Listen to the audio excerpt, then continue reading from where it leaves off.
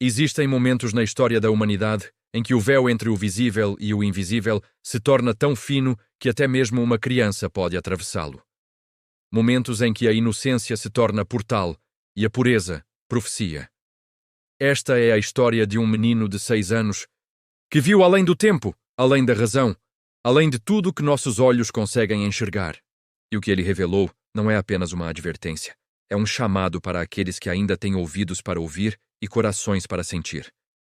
Se você acredita que nada acontece por acaso, inscreva-se agora. Talvez este vídeo tenha chegado até você por um motivo maior. Seu nome era Gabriel, um nome que, em hebraico, significa Homem de Deus ou Fortaleza de Deus. E talvez não tenha sido coincidência, talvez nunca seja. Gabriel nasceu em uma pequena cidade do interior, onde o tempo parece correr mais devagar, onde as estrelas ainda brilham sem competir com luzes artificiais, onde as pessoas ainda olham para o céu com reverência. Era um menino como tantos outros, ou assim pensavam seus pais. Brincava, sorria, corria descalço pelo quintal, mas havia algo em seus olhos, algo que sua mãe notou desde cedo, uma profundidade que não deveria existir em alguém tão pequeno, como se ele carregasse memórias que não pertenciam àquela vida. Foi em uma noite de lua nova, quando a escuridão natural do campo se tornava quase palpável, que tudo começou. Gabriel acordou subitamente, sentou-se na cama e, com os olhos fixos em algum ponto invisível do quarto, começou a falar. Mas não era a voz de uma criança. Era algo mais antigo, mais grave, mais certo. Ele falou sobre trevas que viriam, trevas diferentes de qualquer noite, trevas que engoliriam o sol por 3 dias. E enquanto falava, lágrimas escorriam por seu rosto, mas ele não parecia assustado. Parecia apenas entregue. Como quem carrega uma mensagem que não pode ignorar, mesmo que não compreenda totalmente seu peso. Seus pais, católicos devotos, ficaram paralisados. A mãe, Maria. Sim, Maria, outro nome que não parece acidental. Ajoelhou-se ao lado da cama e segurou as mãos do filho. Ele continuou falando. Disse que viu o mundo parar. Disse que viu as pessoas clamarem por luz, mas que a luz não viria de fora. Disse que viu anjos chorarem. Disse que viu a terra tremer não de medo, mas de purificação. E então, tão repentinamente quanto começou, Gabriel voltou a ser apenas uma criança. Deitou-se novamente, sussurrou, "Eu te amo, mãe", e adormeceu profundamente, como se nada tivesse acontecido. Mas algo havia acontecido, e Maria sabia disso. Ela não dormiu naquela noite. Ficou sentada ao lado do filho, observando seu rosto sereno, tentando entender o que acabara de presenciar. Pela manhã, quando o sol nasceu como sempre, ela quase conseguiu convencer a si mesma de que havia sido apenas um pesadelo. Mas Gabriel acordou, e antes mesmo de tomar café, pediu papel e lápis, e começou a desenhar. Desenhou uma cruz. Desenhou velas acesas. Desenhou pessoas ajoelhadas. E no centro de tudo, desenhou 3 círculos negros, um ao lado do outro. "Os 3 dias", disse ele sem levantar os olhos do papel. "Eles estão vindo." Os dias seguintes foram de inquietação silenciosa naquela casa. O pai, um homem prático, trabalhador rural de mãos calejadas e fé simples, tentava racionalizar. Foi só um sonho ruim, dizia, mais para si mesmo do que para a esposa. Mas Maria via além. Ela havia lido sobre os 3 dias de escuridão. Ouvira falar em profecias antigas, em avisos dados por santos, por místicos, por aqueles que, ao longo dos séculos, afirmaram ter visto o futuro. Santa Hildegarda de Bingen falou sobre isso no século XII. Padre Pio mencionou. Nossa Senhora em Fátima aludiu a um grande aviso. E agora seu filho de 6 anos, que mal sabia ler, falava das mesmas trevas com uma convicção que gelava a alma. Gabriel começou a ter mais episódios. Não todas as noites, mas com frequência suficiente para que se tornasse impossível ignorar. Às vezes, eram visões breves. Outras vezes, ele ficava horas em transe, descrevendo cenas que nenhuma criança deveria conhecer. Falava de tempestades solares que apagariam as luzes do mundo. Falava de uma inversão, de um silêncio ensurdecedor que precederia o caos. Falava de pessoas correndo em pânico, mas também de outras que permaneceriam em paz, ajoelhadas, orando, iluminadas por velas benzidas. As velas vão ser a única luz que não se apaga, dizia ele. Mas só as que forem abençoadas, só as que tiverem sido tocadas pela fé. Antes de continuar, me conte nos comentários. Você acredita que algumas crianças nascem com o dom de ver além do véu?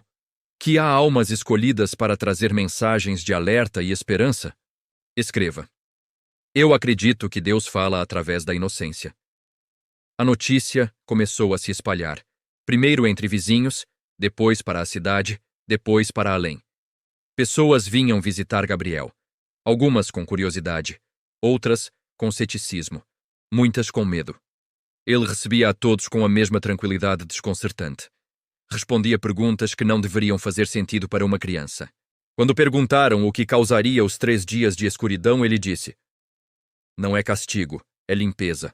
O mundo ficou muito barulhento, muito escuro por dentro. Então, Deus vai apagar a luz de fora para que possamos acender a de dentro. E quando perguntaram quando isso aconteceria, ele não hesitou.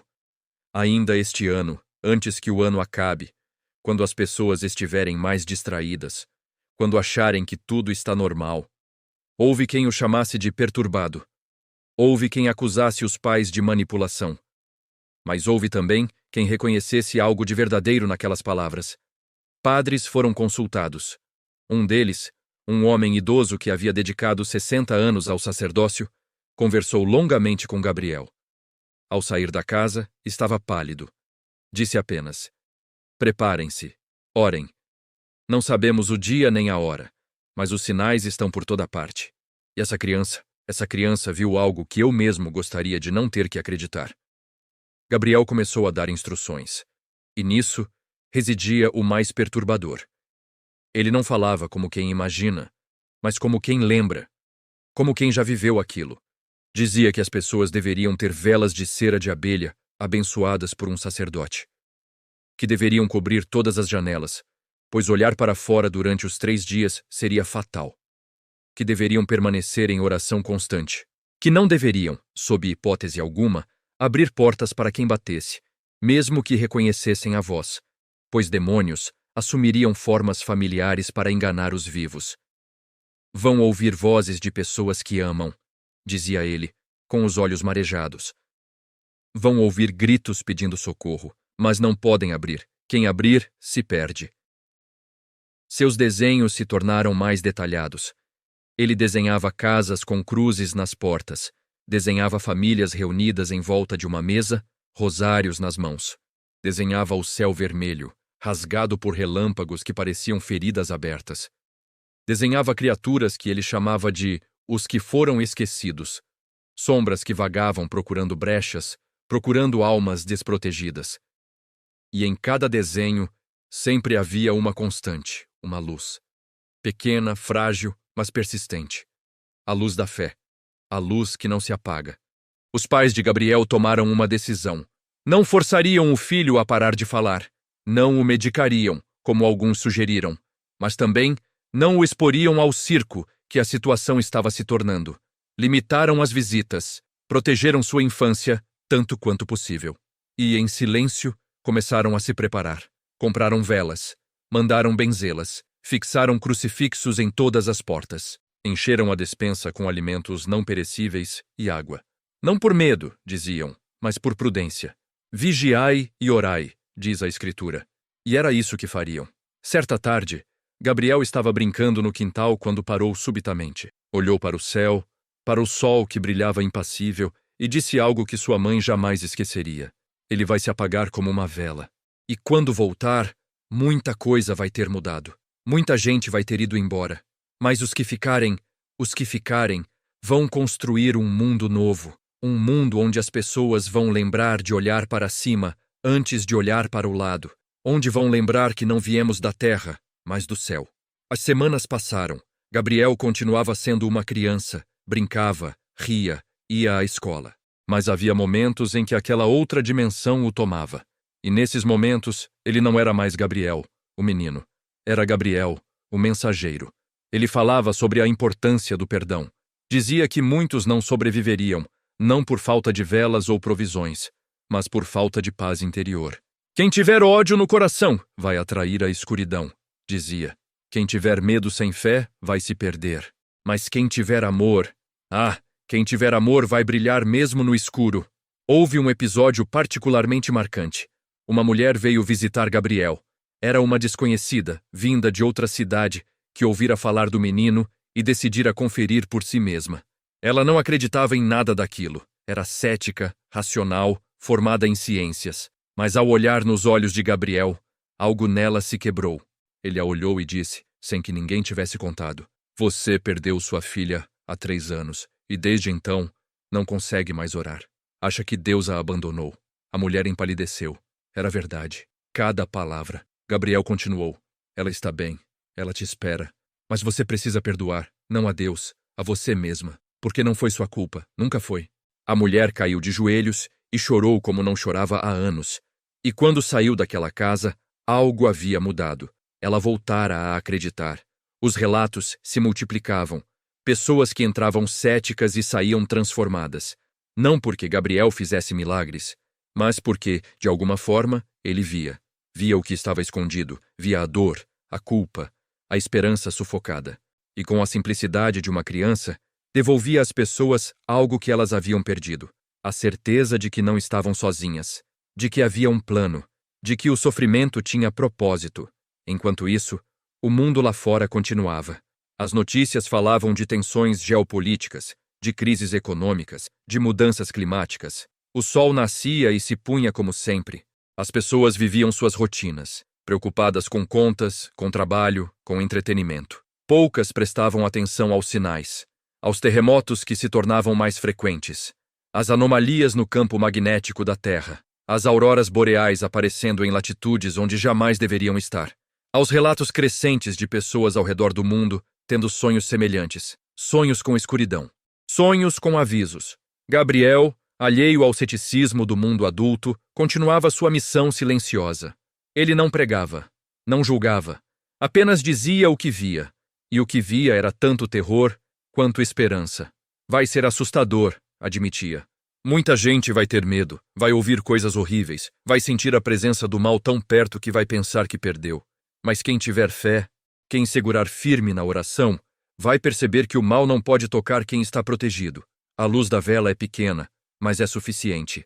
Deus não precisa de muito para nos guardar, só precisa que a gente acredite. Um padre jovem, recém-ordenado, foi enviado pela diocese para avaliar o caso. Ele chegou com uma postura profissional, quase clínica. Tinha perguntas preparadas, critérios para discernimento espiritual, mas Gabriel desarmou tudo com uma única frase. Você não queria ser padre, queria? Você queria ser médico, mas teve um sonho com São Francisco, e ele te disse que havia outro tipo de cura, a cura da alma. O padre jovem ficou em silêncio por um longo minuto. Depois, com a voz embargada, perguntou: Como você sabe disso? Gabriel sorriu. Não sou eu que sei, é ele que me mostra. Ele quer que você saiba que fez a escolha certa, e que vai precisar de muita força em breve, porque depois dos 3 dias muita gente vai precisar de cura, e você vai ser um dos que vão ajudar. O padre saiu daquela casa convertido, não a fé, ele já tinha fé, mas a urgência. A compreensão de que algo grande estava por vir, e que era preciso preparar não apenas fisicamente, mas espiritualmente. Ele começou a pregar sobre os 3 dias de escuridão. Muitos em sua paróquia o ignoraram. Alguns o ridicularizaram, mas outros ouviram e começaram a se preparar. Gabriel nunca pediu dinheiro, nunca quis fama. Seus pais recusaram entrevistas em programas de televisão, ofertas de livros, convites para conferências. Isso não é sobre nós, dizia Maria. É sobre a mensagem. E a mensagem é simples. Voltem-se para Deus antes que seja tarde demais. Não porque Ele quer nos assustar, mas porque Ele quer nos salvar. Houve tentativas de desacreditar o menino. Psicólogos foram consultados. Exames foram feitos. Todos voltaram normais. Gabriel era uma criança saudável, sem sinais de distúrbios mentais, sem traumas aparentes, sem motivos para inventar histórias. E, no entanto, lá estava ele, descrevendo com precisão eventos que não havia como conhecer, revelando segredos de pessoas que nunca tinha visto, falando com uma sabedoria que transcendia sua idade. À medida que os meses avançavam, em 2025, uma inquietação silenciosa começou a crescer.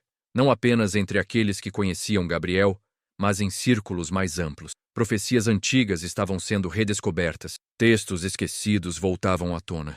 E todos apontavam para o mesmo evento, um período de escuridão, um momento de provação, um divisor de águas na história da humanidade. Alguns diziam que seria o fim, outros que seria o recomeço. Gabriel dizia que seria ambos, um fim para o mundo velho, um começo para o novo, mas só passa quem escolher a luz. Em uma de suas visões mais intensas, Gabriel descreveu exatamente como seriam os 3 dias. Começaria com sinais no céu. O sol vacilaria. Escureceria gradualmente, não como um eclipse, mas como se estivesse sendo sugado por uma força invisível. Haveria um silêncio tão profundo que as pessoas ouviriam o próprio sangue correndo nas veias. E então, a escuridão total. Uma escuridão que nenhuma luz artificial poderia penetrar. Apenas as velas abençoadas permaneceriam acesas. E nessa escuridão, o véu entre os mundos se rasgaria. Demônios que haviam sido contidos se libertariam temporariamente. Almas perdidas vagariam. E cada pessoa seria confrontada consigo mesma, com suas escolhas, com seus arrependimentos, com sua fé ou falta dela. Mas não é o fim, insistia Gabriel. É a passagem. Quem passar vai ver um mundo diferente. Um mundo onde o mal não vai ter tanto poder. Onde as pessoas vão se lembrar de que são eternas. Onde vão viver não para acumular, mas para amar. E vai ser lindo. Tão lindo que vai valer a pena todo o medo. Seus pais perguntaram se ele sabia quando exatamente aconteceria. Gabriel disse que não lhe fora revelada a data precisa, apenas que seria ainda naquele ano, e que aconteceria quando menos se esperasse. Como um ladrão na noite, citou ele, usando palavras das escrituras que não deveria conhecer. Por isso vocês têm que estar sempre prontos, sempre vigilantes, sempre com o coração limpo. A tensão crescia. Não de forma histérica, mas silenciosa. Algumas famílias se preparavam discretamente, outras debochavam. O mundo seguia girando, alheio ao que uma criança de 6 anos dizia em uma pequena cidade do interior. Mas para aqueles que tinham ouvidos para ouvir, a mensagem era clara. Algo estava vindo, algo que testaria a fé de cada alma, algo que separaria o joio do trigo. Gabriel começou a ter sonhos diferentes, sonhos com o que viria depois. Sonhava com campos verdes, onde antes havia concreto. Sonhava com pessoas trabalhando juntas, sem divisões, sem guerras. Sonhava com crianças brincando livremente, sem medo. Sonhava com um céu limpo, com águas cristalinas, com uma terra restaurada. É para isso que os 3 dias existem, dizia ao acordar. Para limpar, para renovar, para que a gente possa recomeçar do jeito certo. Mas também tinha pesadelos. Pesadelos com aqueles que não passariam. Via rostos contorcidos de pavor. Via pessoas batendo em portas que não se abriam. Via a loucura tomando conta de quem não tinha fé para se ancorar. E acordava chorando, dizendo: eu queria que todos fossem salvos. Eu queria que todos acreditassem. Mas nem todos vão querer. E isso é o que mais dói. Maria passava noites inteiras consolando o filho, dizendo que ele estava fazendo sua parte. Que não cabia a ele salvar a todos, apenas entregar a mensagem. E que Deus, em sua infinita misericórdia, daria a cada alma a chance de escolher. Livre-arbítrio, sussurrava ela, acariciando os cabelos do menino. Deus nos deu o livre-arbítrio, e mesmo diante do fim, ele respeita nossa escolha. O mundo continuava indiferente. Celebridades postavam fotos, políticos debatiam, economistas previam tendências. E em meio a tudo isso, um menino de 6 anos carregava o peso de uma revelação que poderia mudar tudo. Mas ele não estava sozinho. Havia outros, espalhados pelo mundo, crianças, adultos, idosos, pessoas que de repente começaram a ter visões semelhantes, relatos que se confirmavam uns aos outros. E todos diziam a mesma coisa: preparem-se, os 3 dias estão chegando. Gabriel nunca se sentiu especial. Quando perguntavam por que ele, por que uma criança, ele encolhia os ombros e dizia: acho que é porque criança ainda acredita. Adulto complica tudo. Criança só sente. E eu sinto que isso é verdade. Sinto aqui. E colocava a mão no peito, sobre o coração. Houve momentos de dúvida, até mesmo para Maria. Momentos em que ela se perguntava se não estava enlouquecendo, se não deveria apenas medicar o filho e esquecer tudo aquilo. Mas então Gabriel dizia algo, ou fazia algo, que renovava sua certeza, como na vez em que ele previu a visita de uma mulher específica 3 dias antes dela aparecer, ou quando descreveu, com detalhes impossíveis, um lugar que nunca tinha visitado. Ou quando curou, apenas com um toque, a dor crônica que atormentava seu avô há anos. Não sou eu, dizia Gabriel sempre. É ele através de mim. Eu sou só a voz, o mensageiro, como Gabriel do céu. Por isso me deram esse nome, acho. Porque eu ia precisar ser mensageiro aqui na Terra também. Os dias foram passando, o calendário avançava. E a cada dia que passava sem que nada acontecesse, alguns respiravam aliviados, pensando que tudo não passava de fantasia. Mas Gabriel permanecia firme. Vai acontecer, dizia. Eu vi. E quando acontecer, vocês vão lembrar. E vão saber que era verdade. E aí, o que importa não é se vocês acreditaram antes, mas se vão se manter firmes durante. E foi nesse instante, entre o invisível e o eterno, que algo começou a mudar. Mas o que viria a seguir superaria tudo que eu poderia compreender. O outono chegou trazendo consigo um silêncio diferente. Não o silêncio da paz, mas aquele que antecede tempestades. As folhas caíam das árvores com uma lentidão quase antinatural, como se o próprio tempo hesitasse em avançar. Gabriel completara 6 anos havia poucos meses, mas seus olhos pareciam carregar séculos. Ele acordava todas as manhãs, ia à escola, brincava no intervalo, mas havia uma seriedade crescente em seus gestos, uma urgência que sua mãe reconhecia e que a fazia rezar cada vez mais intensamente. As visões se intensificaram em outubro. Gabriel começou a ver não apenas os 3 dias, mas o que os precederia. Falava de sinais que apareceriam no céu, luzes estranhas, formações de nuvens que desenhariam símbolos antigos, um vermelho no horizonte que não seria pôr do sol. As pessoas vão tirar fotos, dizia ele. Vão achar bonito, vão postar na internet, mas não vão entender que é o aviso final. Que quando essas coisas aparecerem, faltam apenas dias. Sua voz, normalmente aguda e infantil, ganhava um tom profético quando falava dessas coisas, e Maria sentia um arrepio percorrer sua espinha cada vez que o ouvia. O pai de Gabriel, que havia permanecido cético por meses, teve sua própria experiência que o transformou completamente.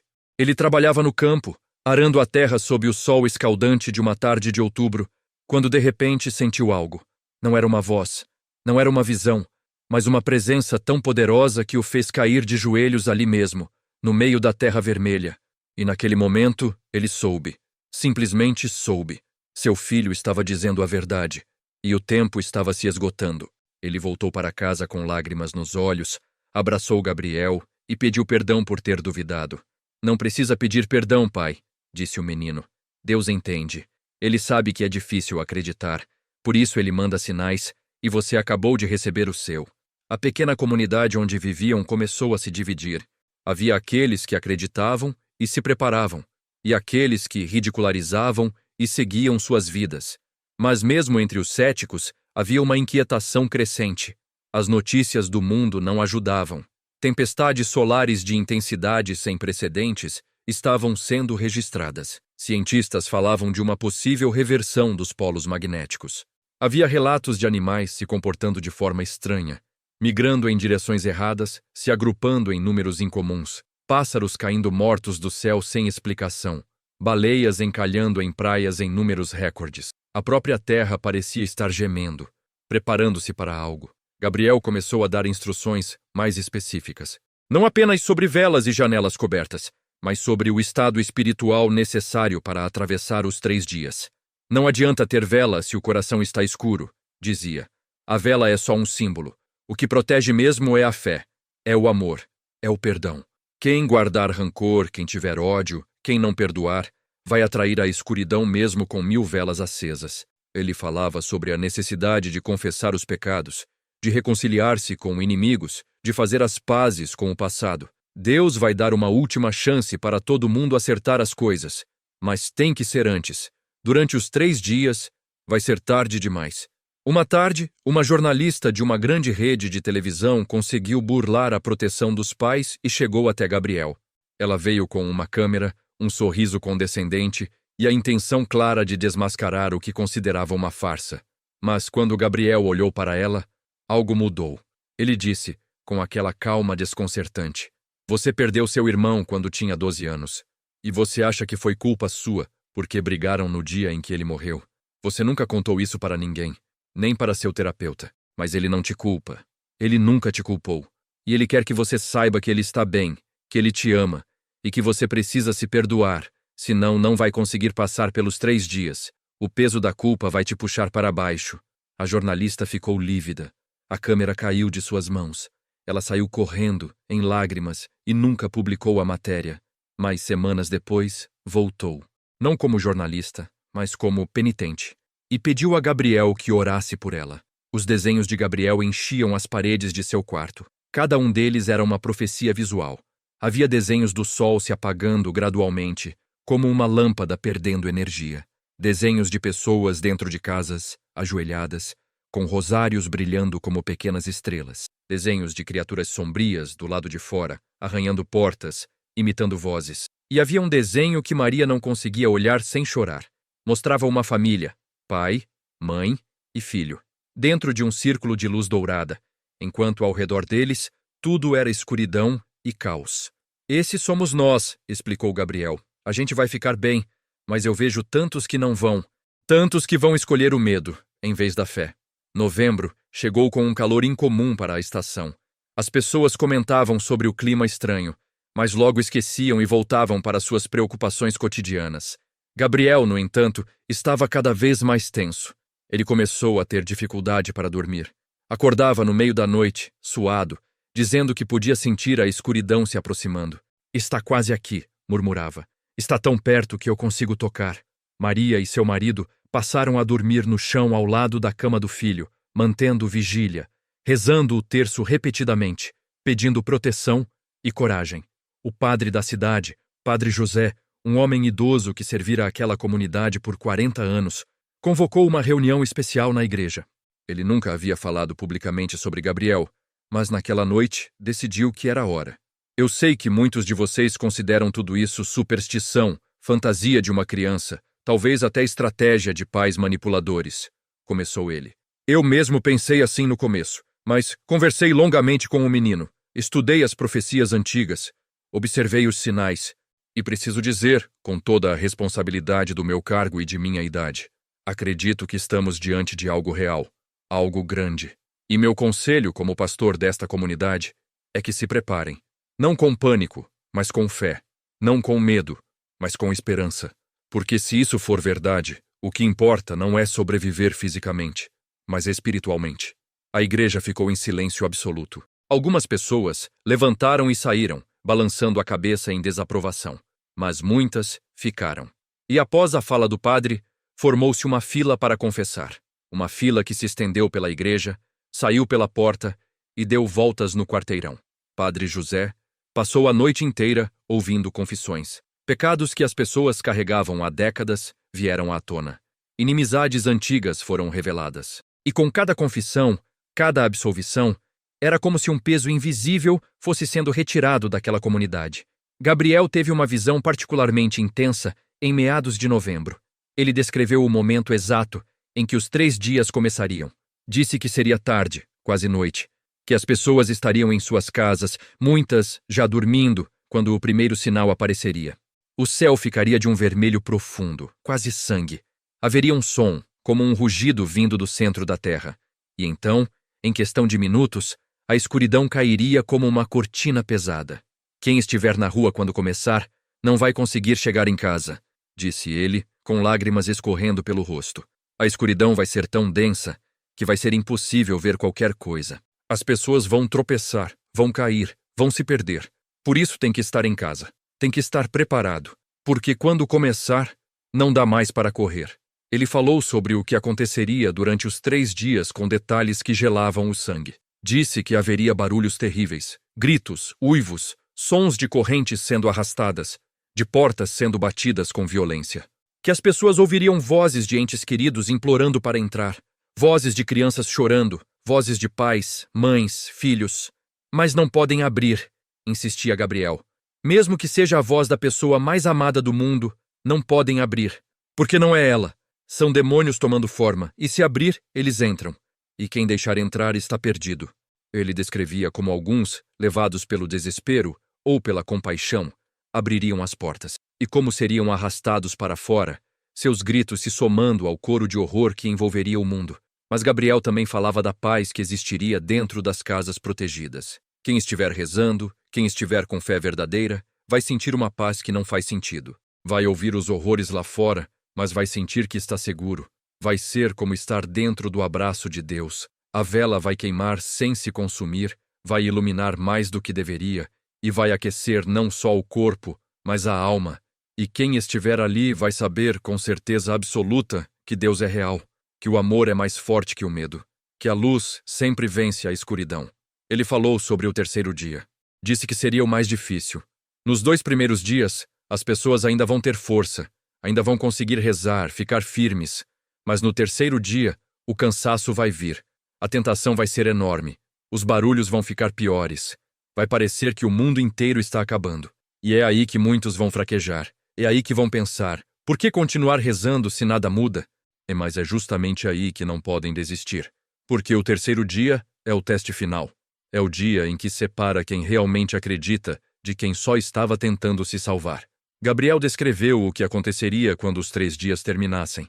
Disse que não seria súbito, que a escuridão começaria a se dissipar gradualmente, que haveria um silêncio tão profundo quanto a escuridão havia sido. E nesse silêncio, as pessoas que haviam sobrevivido sentiriam algo, uma presença, uma paz, um amor tão imenso que seria quase insuportável. E então, dizia Gabriel com os olhos brilhando, a luz vai voltar, mas não vai ser a mesma luz, vai ser uma luz diferente, mais limpa, mais pura. E quando as pessoas abrirem as janelas e olharem para fora, vão ver um mundo novo, literalmente novo. As árvores vão estar mais verdes, o ar vai estar mais limpo, e muita coisa que estava antes não vai estar mais. Muitas pessoas não vão estar mais. Mas as que ficaram vão ter uma chance de recomeçar, de fazer certo dessa vez. E Maria perguntou ao filho o que aconteceria com aqueles que não sobrevivessem. Gabriel ficou em silêncio por um longo tempo antes de responder. Alguns vão morrer no corpo, mas a alma vai seguir o caminho dela. Nem todos que morrerem estarão perdidos. Deus é justo. Ele vai julgar cada um pelo coração, não só pelas ações, mas os que se perderem, os que escolherem o mal, o ódio, a escuridão. Esses vão para onde sempre quiseram estar, longe de Deus. E isso é o inferno, não fogo e enxofre como nos desenhos, mas a ausência total de amor, a solidão eterna. E isso é pior que qualquer fogo.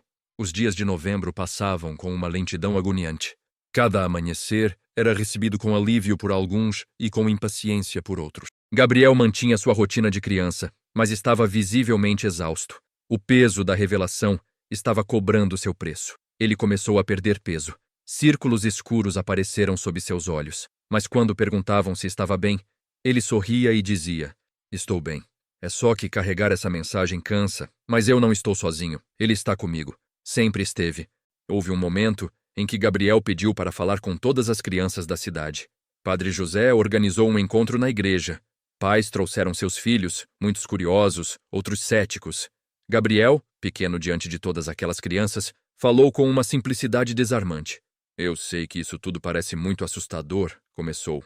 E é assustador mesmo. Mas não precisa ter medo. Sabe por quê? Porque Deus ama vocês. Ele ama cada um de vocês mais do que vocês podem imaginar. E Ele não quer assustar vocês. Ele quer proteger. Os 3 dias vão ser difíceis, mas são necessários. É como quando a gente está muito doente e precisa tomar um remédio ruim. Dói, é horrível, mas depois a gente fica melhor. É isso. O mundo está doente e precisa desse remédio. Mas quem tiver fé, quem acreditar, vai ficar bem. E depois, a gente vai poder brincar em um mundo muito melhor. As crianças ouviram com atenção, e algo extraordinário aconteceu. Muitas delas disseram que também haviam tido sonhos. Sonhos com escuridão, sonhos com luz, sonhos com anjos. Sonhos que até aquele momento não haviam contado para ninguém por medo de serem ridicularizadas. Mas ao ouvir Gabriel, sentiram-se seguras para compartilhar. E o que emergiram daquele encontro foi uma confirmação coletiva. Não era apenas Gabriel. Crianças ao redor do mundo estavam tendo as mesmas visões. O mesmo aviso. Dezembro começou. O Advento, tempo de preparação para o Natal, ganhou um significado novo e urgente. As missas ficaram lotadas. Pessoas que não pisavam em uma igreja há anos voltaram. Alguns por medo, é verdade, mas muitos por um despertar genuíno, por uma compreensão súbita de que haviam passado a vida inteira preocupados com coisas que, no final, não importavam. com acúmulo de bens, com status, com rancores mesquinhos. E agora, diante da possibilidade de que tudo poderia acabar em questão de dias, o que importava se tornava cristalino: amor, perdão, fé, conexão. Gabriel teve sua última grande visão na primeira semana de dezembro. Ele estava brincando no quintal quando de repente parou, olhou para o céu e disse: "É agora. Eles me mostraram quando. Não posso dizer o dia exato, mas é este mês, antes do Natal. O mundo vai viver seus piores 3 dias, antes de poder celebrar o nascimento da luz verdadeira." Maria sentiu suas pernas fraquejarem. Ela sabia que esse momento chegaria, mas ouvir a confirmação foi como um soco no estômago. "Temos dias?" perguntou com a voz trêmula. Gabriel assentiu. "Dias, poucos. Usem bem, perdoem quem precisam perdoar. Amem quem precisam amar. Falem o que precisam falar. Porque depois dos 3 dias, muita coisa vai ser diferente." A notícia se espalhou rapidamente. Algumas pessoas entraram em pânico, correndo para supermercados, esvaziando prateleiras. Outras se trancaram em casa, paralisadas pelo medo. Mas havia também aquelas que responderam com uma calma serena, quase sobrenatural. Eram as que haviam se preparado espiritualmente. As que haviam passado os últimos meses em oração, em reconciliação, em crescimento interior. Para essas, a confirmação não trouxe medo, mas uma estranha paz, como se finalmente a espera estivesse chegando ao fim. Padre José celebrou missas todos os dias daquela semana. A igreja nunca estivera tão cheia. Ele falou sobre a misericórdia de Deus, sobre como, mesmo no julgamento, há amor. Sobre como os 3 dias não eram punição, mas purificação. "Deus não quer nos destruir", dizia ele. "Ele quer nos salvar, mas para nos salvar, precisa eliminar o que está nos destruindo.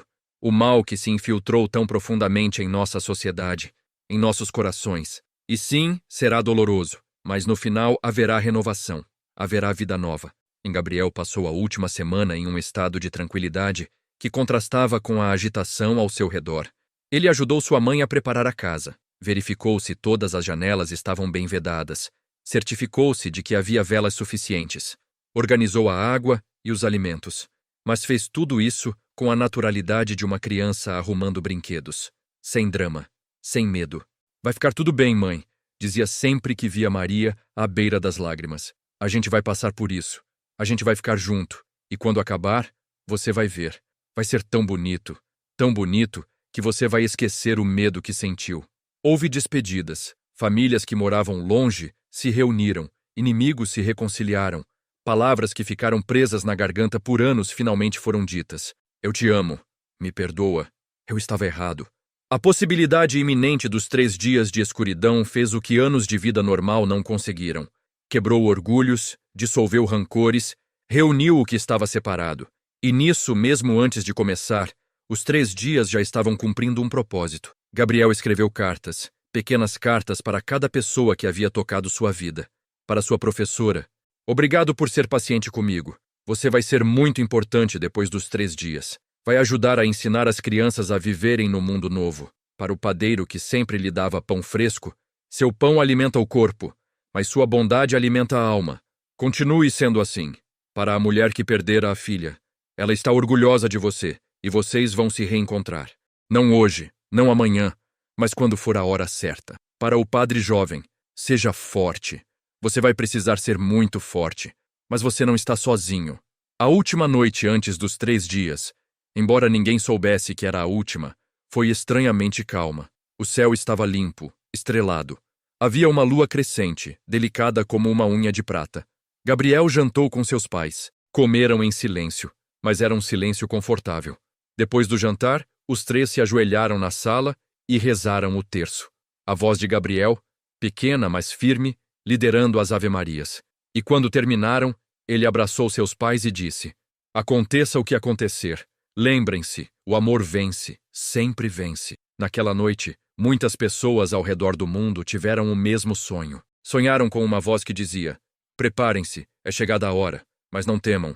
Eu estou com vocês, sempre estive, sempre estarei." Algumas acordaram em paz, outras em terror.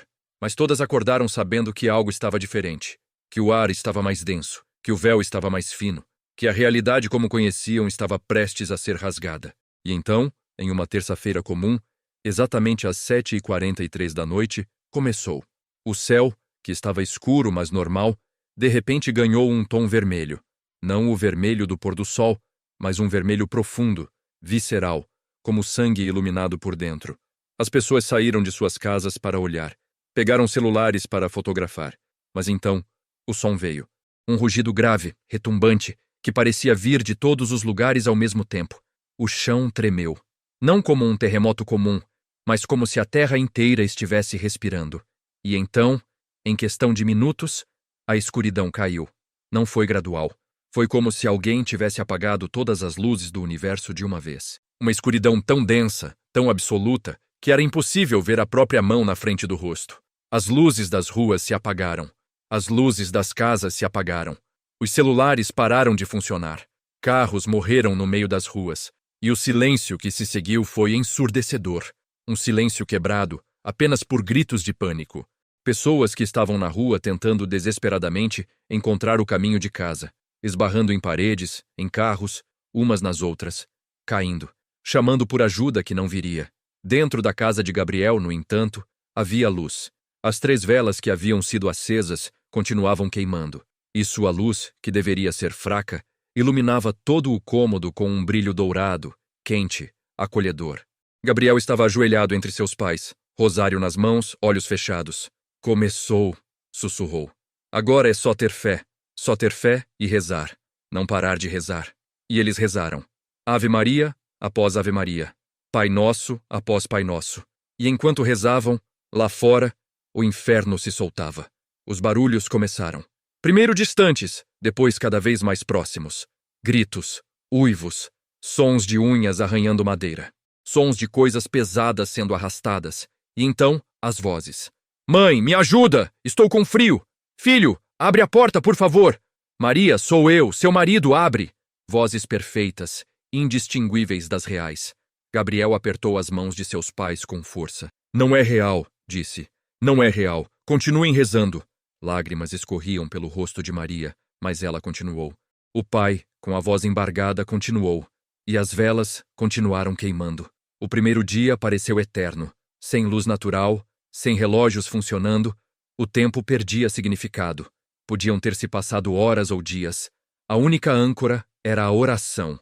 Gabriel, surpreendentemente, era o mais calmo dos 3. Ele rezava com uma serenidade que tranquilizava seus pais. De vez em quando, abria os olhos, olhava para as velas e sorria. Está vendo? Dizia. A luz continua. Deus continua. Nós continuamos. Eles comeram pão e beberam água. Descansaram em turnos. E nunca, nem por um segundo, deixaram as velas sem vigilância. O segundo dia trouxe novos horrores. Os sons ficaram mais intensos, mais variados, mais perturbadores. Havia momentos em que parecia que algo imenso estava passando pela rua, fazendo a casa tremer. Havia momentos em que pareciam ouvir explosões distantes. E havia os gritos, tantos gritos. Gritos de terror, de dor, de desespero absoluto. Maria cobriu os ouvidos, mas Gabriel gentilmente removeu suas mãos. Precisamos ouvir, disse. Precisamos saber pelo que eles estão passando e rezar por eles. Rezar para que encontrem paz. Rezar para que, mesmo na escuridão, encontrem a luz. E assim fizeram. Rezaram, não apenas por si mesmos, mas pelos que estavam lá fora, pelos que haviam escolhido o medo, pelos que estavam perdidos. Houve um momento, no que parecia ser o meio do segundo dia, em que a tentação veio. A voz de alguém muito próximo à porta. A voz do avô de Gabriel, que morava em algumas casas de distância. Gabriel, meu neto, sou eu. Estou com medo. Por favor, deixa eu entrar. Só quero ficar com vocês, por favor. O velho nunca havia se preparado. Havia rido das advertências, chamado tudo de superstição. E agora estava lá, implorando. Ou era ele? Gabriel se levantou, caminhou até a porta, colocou a mão sobre a madeira. Sentiu o frio que emanava de fora. E disse, com lágrimas escorrendo pelo rosto. Se é você, vovô, eu te amo. Eu sempre vou te amar, mas não posso abrir. E você sabe por quê. Se é realmente você, reze. Reze com a gente daqui de fora. Reze o Pai Nosso comigo. E Gabriel começou a rezar. A voz do outro lado começou a acompanhar. Mas na metade começou a distorcer, a se tornar grave, rouca, maligna. E então gritou com uma fúria que sacudiu a porta. Abre! Abre agora! Gabriel recuou, mas permaneceu firme. Não é ele, disse para seus pais. Não é ele. Continue rezando. O terceiro dia chegou com um peso quase insuportável. A exaustão física e emocional era extrema. As velas, milagrosamente, continuavam queimando sem se consumir, mas os corpos e mentes de Maria e seu marido estavam no limite. Apenas Gabriel parecia ainda ter forças, e foi ele quem os sustentou. Quando Maria não conseguia mais falar as orações, Gabriel rezava por ela. Quando o pai cochilava de exaustão, Gabriel permanecia vigilante. Só mais um pouco, dizia. Está quase acabando. Eu consigo sentir. A escuridão está começando a perder força. Só mais um pouco. Então, no que parecia ser o final do terceiro dia, tudo mudou. Os barulhos pararam. O silêncio retornou. Mas não era o silêncio aterrorizante do início. Era um silêncio pacífico, como o silêncio que vem depois de uma tempestade.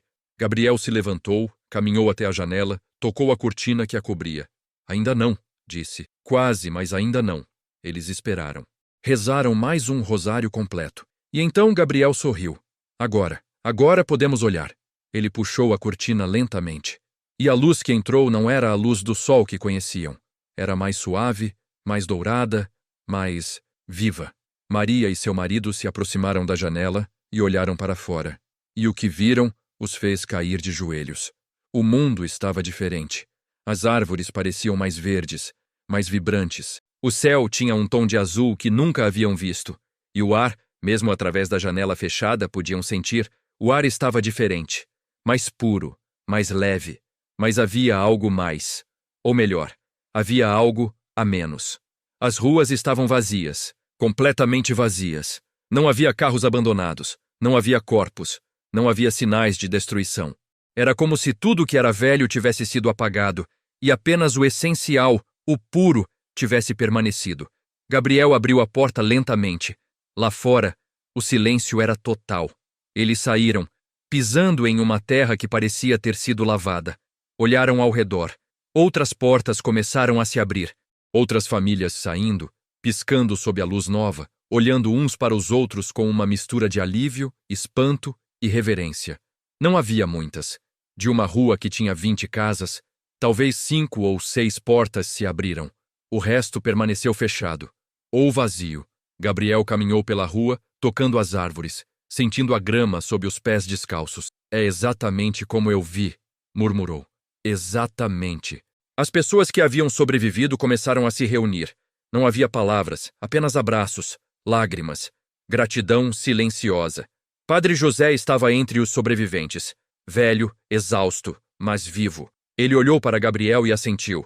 Gabriel assentiu de volta. O padre convocou todos para a igreja. E quando chegaram lá, descobriram que a igreja, como as casas protegidas, havia permanecido intacta.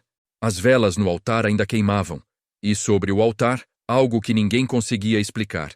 Flores frescas, flores que não estavam lá antes, flores que não deveriam existir naquela época do ano, mas lá estavam, perfeitas, perfumadas, um presente, um sinal.